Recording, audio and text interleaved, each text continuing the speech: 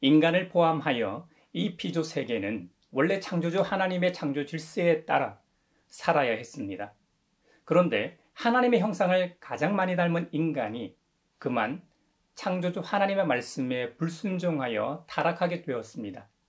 그로 인해 모든 피조물이 창조주로부터 저주를 받았습니다. 그렇다면 왜 모든 피조물이 저주를 받았을까요? 그건 피조 세계를 잘 돌보라고 사명을 주신 인간이 청지기적인 소명을 파괴했기 때문입니다. 태고적 이야기가 아니더라도 요즘 일어나고 있는 기후 위기만 봐도 짐작할 수 있습니다. 피조 세계는 인간이 어떻게 하느냐에 따라 본래의 모습으로 존재할 수도, 탄식하는 모습으로 존재할 수도 있습니다. 물론 피조 세계의 탄식은 원인 제공자인 인간에게 고스란히 되돌아옵니다. 이 시대에 우리가 직면해 있는 모든 기후 변화와 위기는 우리 인간의 결과물입니다. 결국 인간은 우리를 창조하신 은혜에 반하는 행동을 함으로 인간 스스로에게뿐만 아니라 더불어 살아가야 할 피조 세계도 파괴한 죄인이 되었습니다. 하나님께서는 사랑으로 우리를 지으셨고 지속적으로 우리와 사귐과 교제하기를 원하셨습니다. 창조주와 끊임없는 만남과 사귐을 할 수 있도록 설계해 놓으셨습니다. 근원으로부터 생명을 계속 공급받는 것이죠. 샘물이 나오는 곳은 1급수 중에 1급수입니다. 그러나 물이 땅 위로 나와 흐르기 시작하면 오염되기 시작합니다. 샘물은 땅에 올라오자마자 졸졸졸 흐르는 시냇물을 이루고 그리고 하천과 큰 강을 지나 바다로 흘러 들어가게 됩니다. 그러는 동안 농장이나 목장을 지나기도 하고 때론 골프장을 지나기도 합니다. 큰 강은 배가 다니기도 하죠. 배에서 나오는 기름과 오물 등으로 오염됩니다. 농장이나 목장, 골프장에서 나오는 생활폐수와 동물들의 배설물도 오염의 대상이죠. 이렇듯 타락한 인간이 하는 짓마다 자연을 망칩니다. 에덴으로 돌아가자는 말이 아닙니다. 최초의 인간 타락으로 인해 하나님께서 만드신 창조 세계가 이미 파괴되기 시작했고 지금까지 계속해서 파괴되고 있습니다. 그래서 하나님께서는 우리에게 새로운 은혜를 준비하셨습니다. 그 은혜가 새로운 창조 계획이었습니다. 그 새 창조는 바로 하나님의 아들, 우리의 구원자 예수 그리스도를 통해 이루어집니다. 하나님께서는 우리의 영혼을 구원하시는 것뿐만 아니라 하나님의 형상을 닮은 인간이 파괴한 피조 세계를 새롭게 재창조하시는 일을 예수님의 십자가 사건과 부활을 통해 시작하셨습니다. 그러니 우리 모두 하나님의 이 놀라운 은혜를 잊지 맙시다. 고린도 후서에서 사도 바울도 고린도 교인들에게 하나님과 함께 일하는 사람으로서 하나님의 은혜를 잊지 말자고 말하고 있습니다. 그러면서 이사야 예언자의 말을 인용합니다. 은혜의 때에 나는 네 말을 들어주었다. 구원의 날에 나는 너를 도와주었다 하셨습니다. 보십시오. 지금이야말로 은혜의 때요. 지금이야말로 구원의 날입니다. 아멘. 바로 이사야 49장 8절을 인용한 말씀인데요. 이사야 인용 구절을 보면 주님께서 그의 백성에게 이렇게 말씀하신다. 너희를 구원해야 할 때가 되면 내가 너희에게 은혜를 베풀겠고 살려달라고 부르짖는 날에는 내가 그 간구를 듣고 너희를 돕겠다. 내가 너희를 지키고 보호하겠으며 너를 시켜서 뭇백성과 언약을 맺겠다. 너희가 살던 땅이 황무해졌지만은 내가 너희를 다시 너희 땅에 정착시키겠다고 기록하고 있습니다. 여러분, 하나님께서 이스라엘을 택하신 것은 그들 민족이 세계 여타 다른 민족이나 나라에 비해 잘난 점이 있기 때문이 아닙니다. 신명기 말씀에 의하면 주님께서 당신들을 사랑하시고 택하신 것은 당신들이 다른 민족들보다 수가 더 많아서가 아닙니다. 오히려 당신들은 모든 민족 가운데서 수가 가장 적은 민족입니다.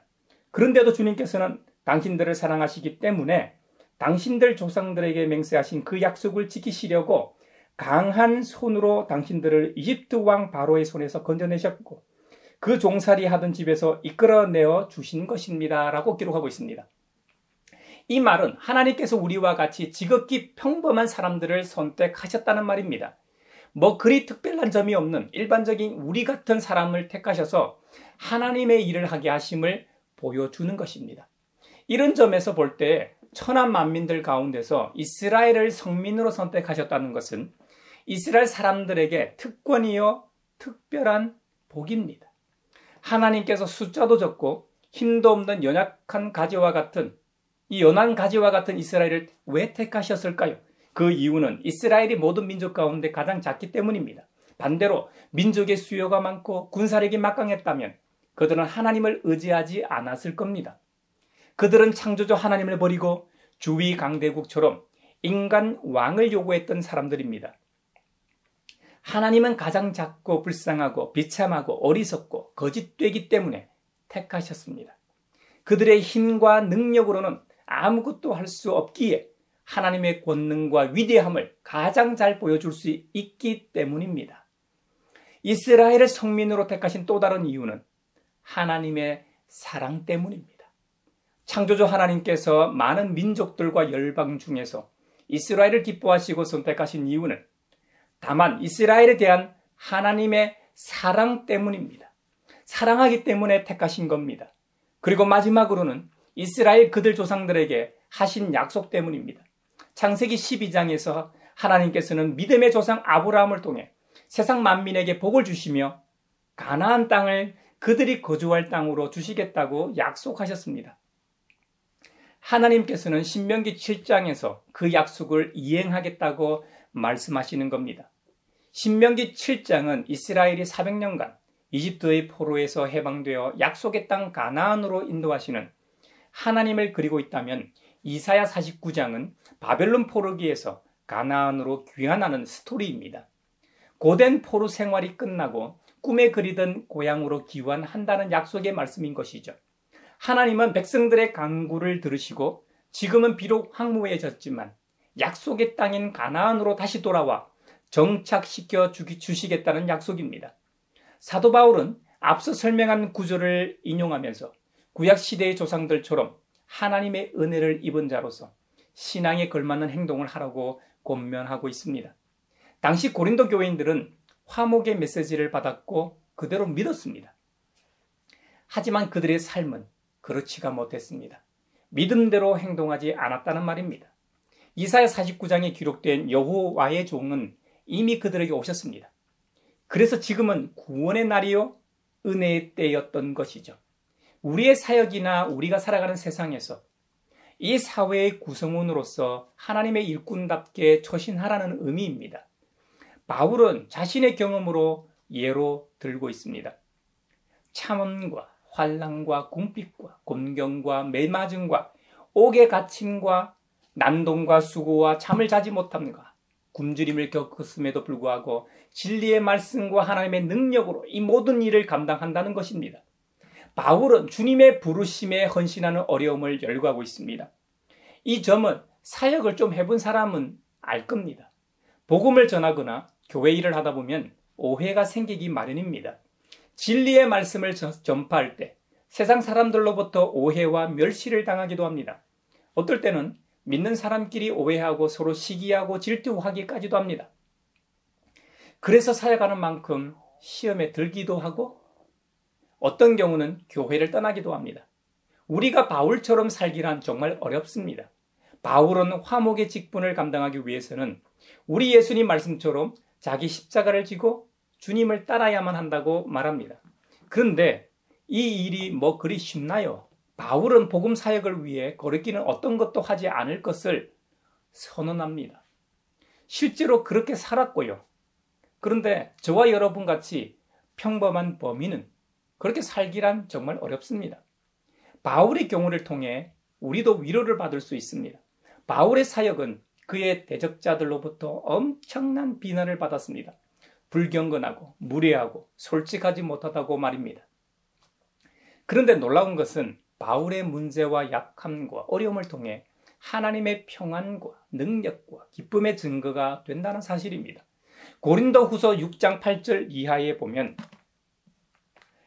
속이는 사람 같으나 진실하고 이름 없는 사람 같으나 사실은 유명하고 죽는 사람 같으나 살아있고 징벌을 받는 사람 같으나 죽임을 당하는 데까지는 이르지 않습니다.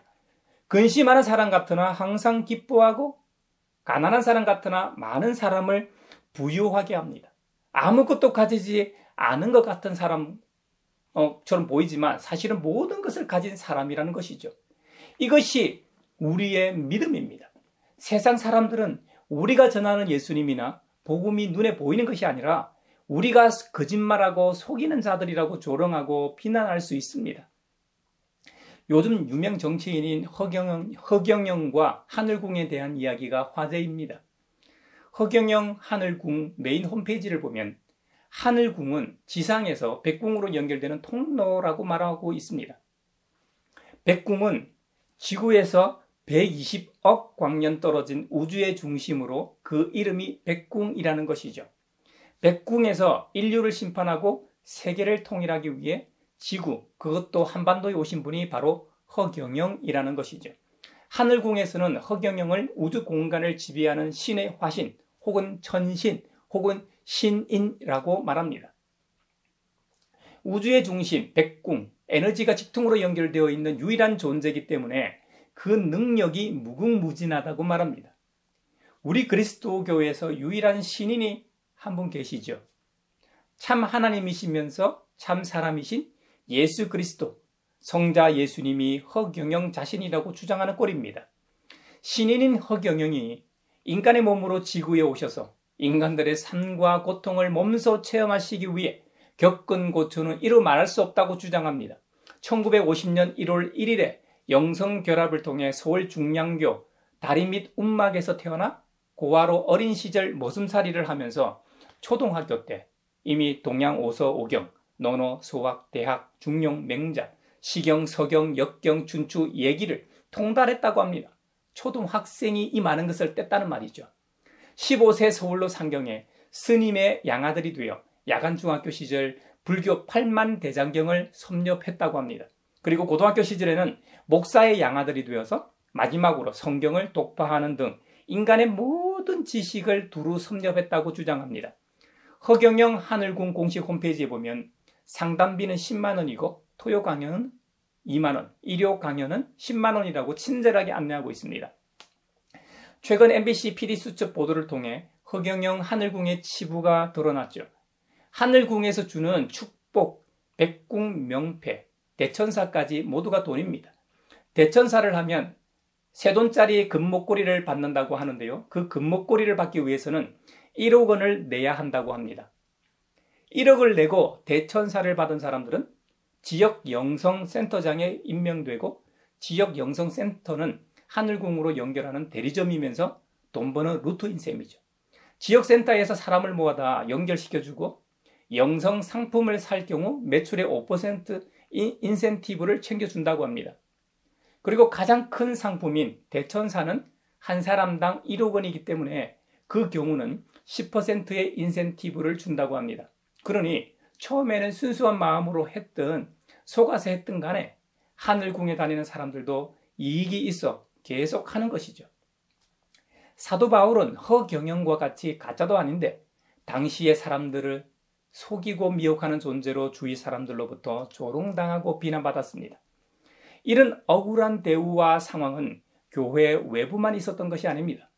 교회 내부에서도 있었습니다. 오늘날의 대중들처럼 비웃는 얼굴과 치켜세운 눈살은 바울로 하여금 참 힘들게 했습니다. 만약 여러분이 사기꾼으로 몰려 모욕과 비방, 조롱을 받는다면 어떻겠습니까? 여러분이 확신하고 있는 일이 무시당할 때 어떨 것 같습니까? 상식을 넘어서는 정도가 아닙니다. 암살 시도가 지속적으로 있었고 사회적으로 사법적으로 부당하게 처벌을 받는다면 어떻겠습니까? 한번 상상해 보십시오. 베드로 사도가 경고했던 것처럼 대적마귀가 우는 사자같이 두루다니며 삼킬 자를 찾는 상황입니다. 특히나 믿음의 사람에게는 이런 어려운 상황과 환경이 늘 도사리고 있습니다. 어떤 그리스도인들은 예수님 믿고 나면 모든 문제가 해결되고 슬픔이 사라지고 눈에서는 눈물이 제거되고 온통 기쁨으로 가득하고 슬픔이 변하여 영광으로 가득할 것으로 생각합니다. 또 어떤 어려움을 만나도 주님이 우리의 필요를 채워주시기 때문에 만사형통하게 된다고 생각할지도 모르겠습니다. 간혹 이런 생각을 하는 그리스도인들이 있는 것이 아니라 상당수의 그리스도인들이 이렇게 믿고 생각하는지도 모르겠습니다. 그런데 실제로 우리 믿음의 삶과 현실을 돌아보면 그렇게 사는 사람은 아무도 없습니다. 성경에 등장하는 믿음의 조상이나 선배들도 그렇게 살지 않았습니다. 물론 나중에는 결국 기쁨을 맛보고 영광을 받게 되지만 그 과정은 쉬운 경우가 하나도 없었습니다. 우리가 인생을 살아가다 보면 저마다 다르겠지만 마음의 심한 중압감을 느끼는 경우들이 종종 있기 마련입니다. 진학이나 취업, 주거 문제, 결혼, 출산, 경제적인 면, 인간관계의 어려움 등 현대의 대부분의 사람들이 느끼는 스트레스가 상당합니다. 또 피할 수도 없는 인생의 고통도 있죠. 인간의 힘으로 어찌할 수 없는 죽음, 사랑하는 가족이나 사랑하는 사람을 잃었을 때의 슬픔도 있습니다. 또 어떤 사람은 공황장애나 폐쇄공포증, 우울증 등 남들은 상상도 못할 일을 겪고 있는 사람들도 있습니다.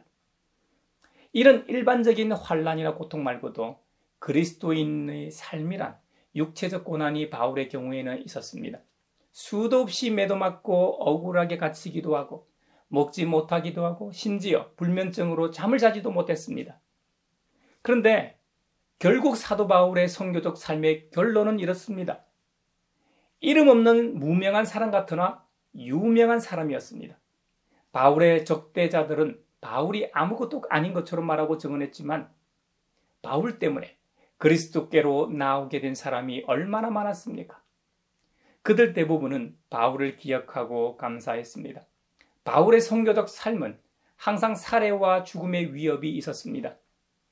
하지만 하나님의 은혜로 사망도 어쩔 수 없는 승리를 가지고 있었고 영원한 생명을 소유하고 있었기 때문에 죽음의 위험 속에서도 항상 기뻐하며 승리할 수 있었습니다. 바울은 같은 선교 동역자로 인해 근심하는 일도 있었고 선교지에서 개척한 교회로 인해 근심하는 일도 참 많았습니다. 하지만 그런 일들이 바울의 기쁨을 빼앗아 갈 수 없었습니다. 그에게는 우리 주 예수 그리스도로부터 공급받는 참되고 영원한 기쁨이 있었기 때문입니다. 바울은 일찍이 자신의 모든 것을 그리스도를 아는 지식 때문에 포기했습니다. 집도 없이 돈도 없이 이방인의 선교사로 나섰습니다. 길거리에서 노숙하는 일이 얼마나 많았습니까? 항상 넉넉하지 않았습니다. 남들이 볼 때는 가난한 사람같이 보였습니다. 하지만 앞서 말한 것처럼 바울을 통해 그리스도 앞으로 나온 이가 얼마입니까? 바울은 자비랑 선교사였지만 그들로부터 선교비를 지원받았습니다. 무엇보다 하늘의 보화를 소유한 찐 부자였습니다. 창조주이신 예수님을 소유하고 있었기 때문에 아무것도 가지지 않은 사람이 아니라 모든 것을 가진 사람이었습니다. 바울이 선교적 삶을 살았기 때문에 이런 것이 아닙니다. 우리 주님 예수 그리스도를 영접하고 받아들인 사람은 누구나 바울처럼 됩니다. 이제부터 여러분은 하나님 나라에서 유명한 분들입니다. 이 세상에서 힘이 없고 맥없는 사람들이 아닙니다. 여러분들은 영생을 소유한 분들입니다. 할렐루야!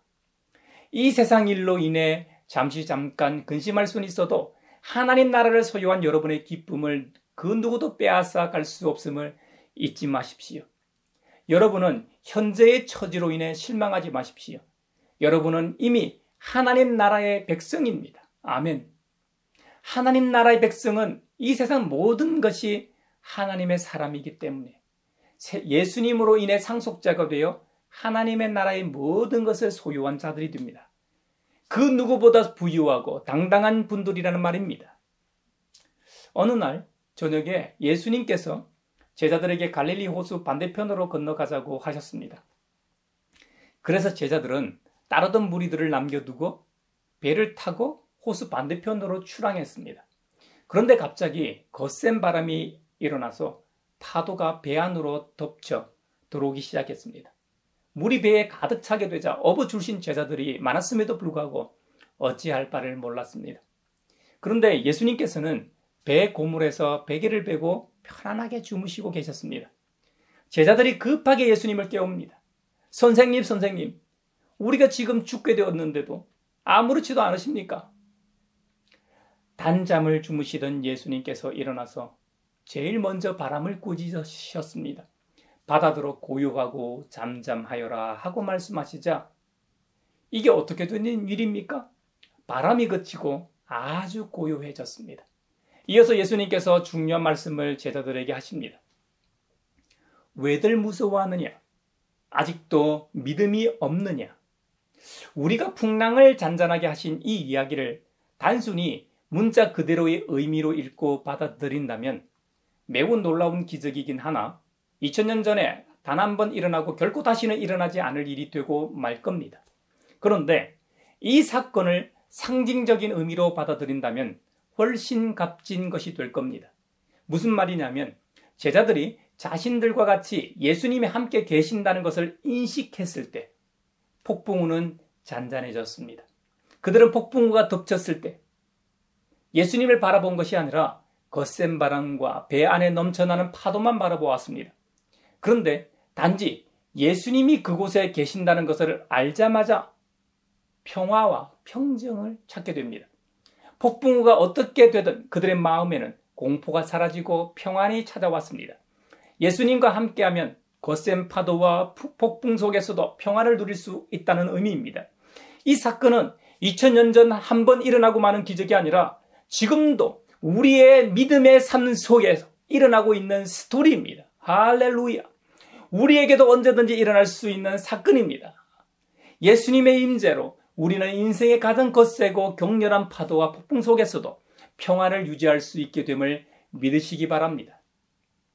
주님은 바울에게 행하셨던 것처럼 우리 인생 여정에서 만나는 슬픔의 폭풍 속에서 평안을 주실 겁니다.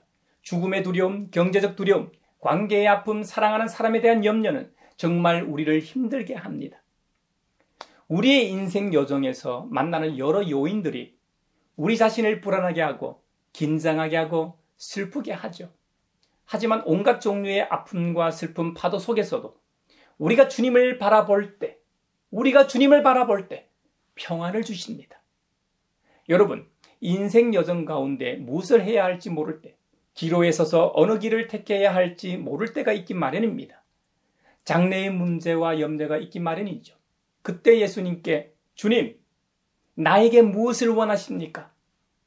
내가 무엇을 하게 하시려 합니까? 하고 묻는다면 그 길은 명확해지고 평탄해질 것입니다.